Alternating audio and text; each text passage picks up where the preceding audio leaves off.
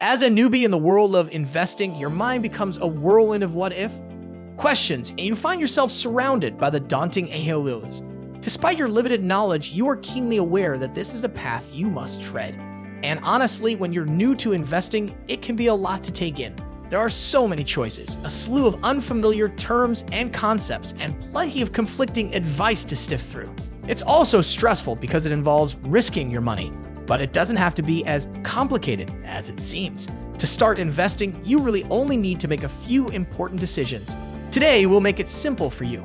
By mastering the steps we're about to discuss, you'll gain a clear understanding of what to do. So stick around till the end. Investing might seem very complicated, but it's a crucial part of achieving financial independence and building wealth. Even if terms like IRAs and 401ks and keeping up with the stock market feel overwhelming, learning the basics can boost your confidence and make getting started more comfortable. These steps represent the foundational process that many experienced investors have gone through to reach where they are today. So let's start. Step 1. Determine your investment goals.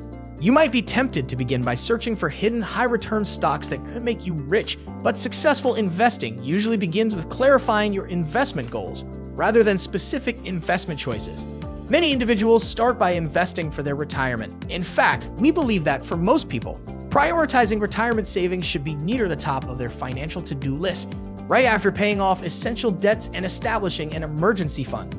While this might not sound as thrilling as chasing after stock recommendations, it's an important step that can help you organize your overall investment strategy more effectively.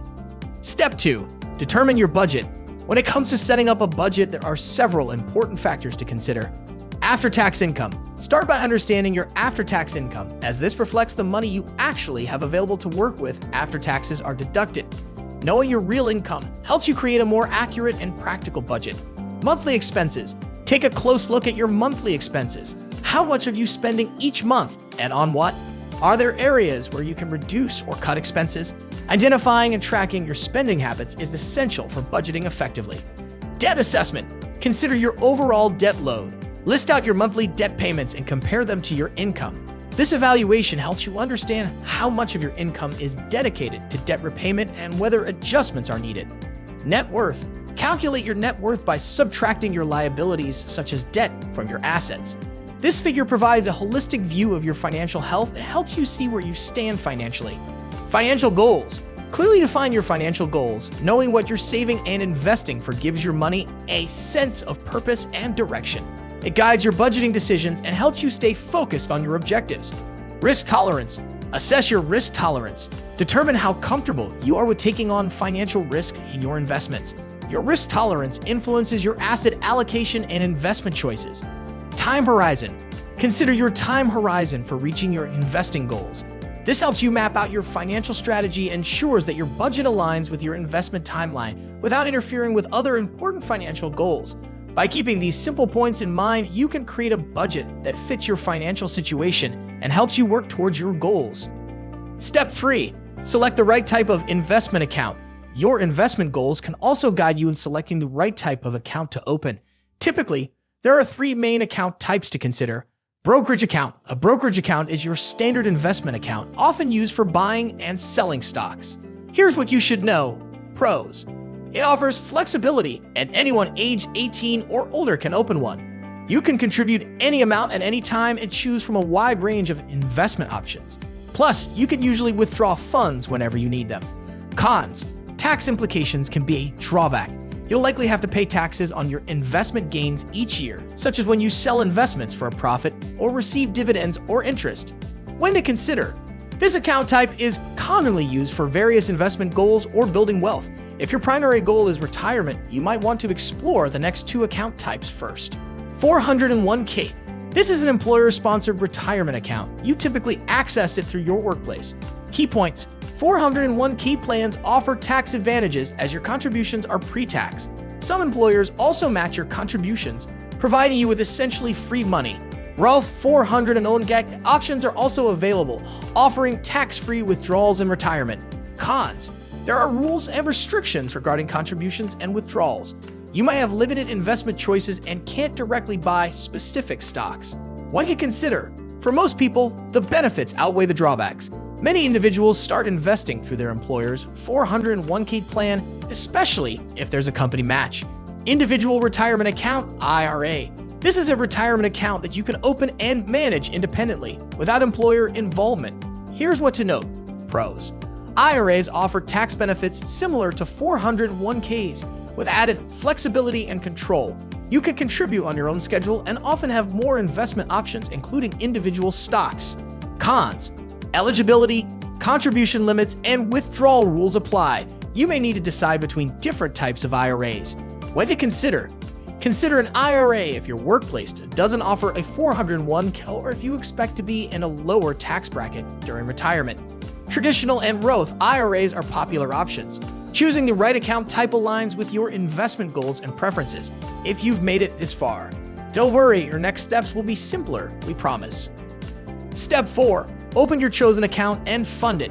Now let's get into the details of this step. While it may seem straightforward, there are still a couple of decisions to make. Where to open your account. If you're opening a 401k, you will do this through your workplace, typically with a company handling your employer's 401k plan. If you're opening an IRA or a brokerage account, you'll need to choose a financial institution to open your account. How much money to invest? In a 401k, contributions are made through automatic payroll deductions. You have the flexibility to decide how much of your paycheck you want to contribute. If your employer offers matching contributions, consider contributing enough to capture the full match. It's essentially free money.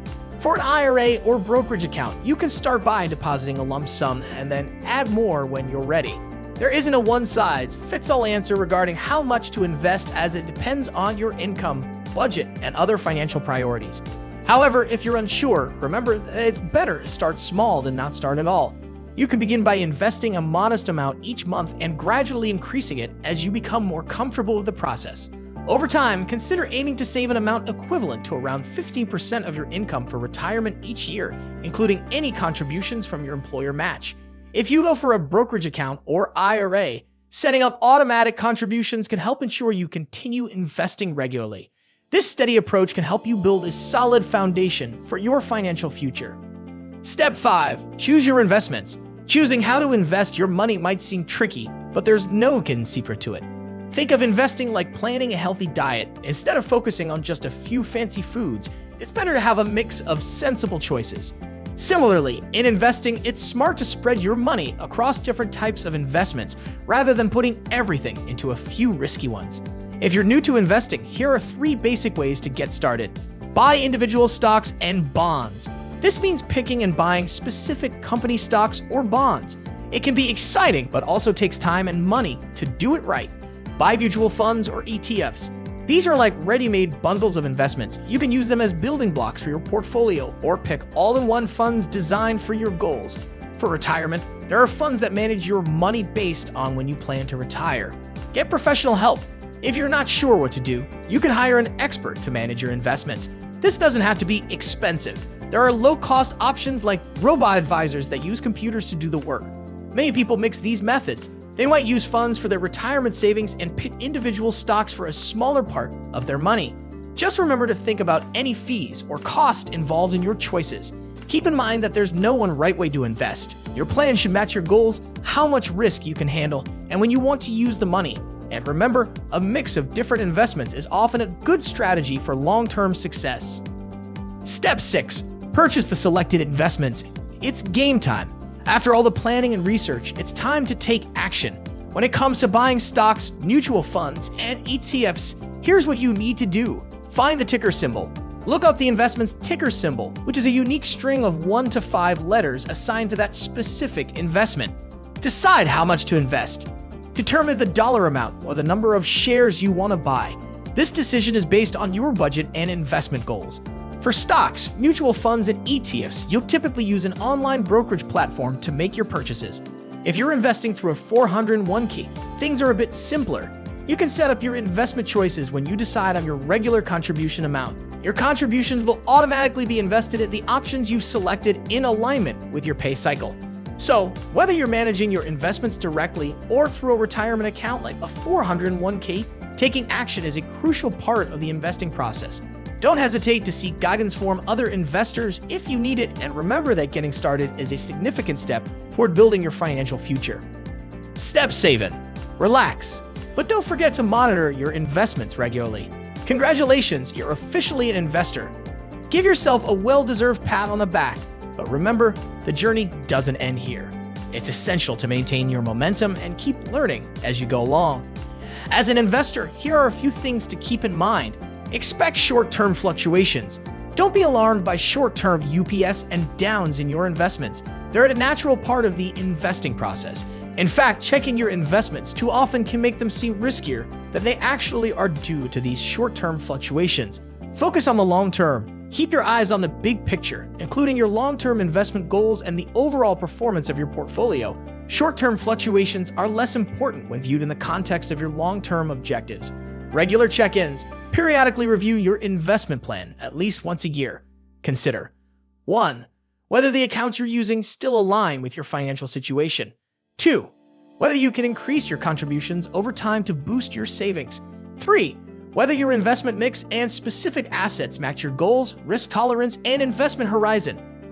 Conclusion. Always keep in mind that investing is like a road trip. Your financial situation and goals may change along the way. Stay active in managing your investments and don't be afraid to make changes when necessary to stay on the right path. Staying informed and involved will help you make smart money choices as you move towards your long-term financial goals.